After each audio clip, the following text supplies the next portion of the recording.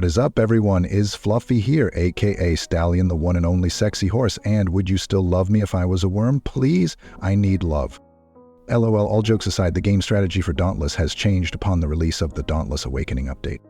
However, before we get into the video, I would like to ask that you please leave a like on the video and maybe even a subscribe for your boy, as it really does help me out in the long run against YouTube's nasty algorithm. Before, Dauntless used to have many strategies you could use based on the builds you were using or making.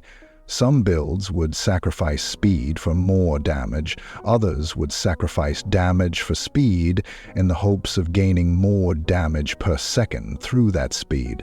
Other builds were more focused on survival and would play more like a tank role, and some builds were high-risk, high-reward builds where you risk survival for very, very high damage.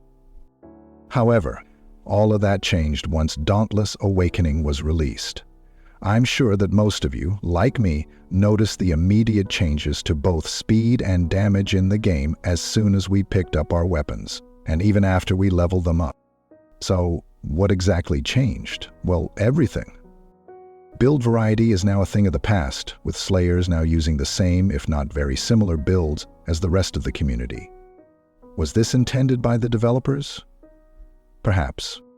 Now there is only one true strategy that everyone should be using, and that is what I like to call the PBR, or Part Break Repeat strategy. You see, no matter what build you use now, there will always be a reuse cell, or an Assassin's Frenzy cell, or Assassin's Edge cell, or some type of cell that gives buffs whenever you break a behemoth part.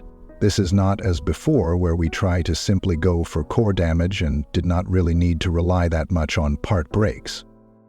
However, now part breaking is playing a very crucial role in literally every build. You can no longer afford to sacrifice speed, or damage for that matter, and must find some way to incorporate both into one build. The good news is that it is now easier to do that than ever before.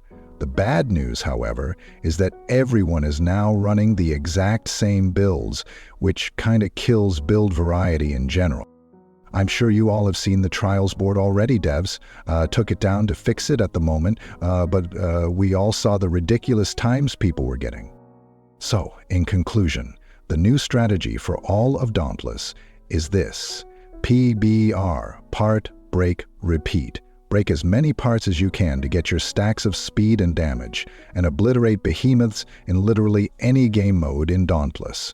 Heroic escalations, Dauntless trials, Surge Islands, it really doesn't matter. As long as you are getting part breaks and getting your buff stacks, you will technically always be in control. Well, I hope this video helped.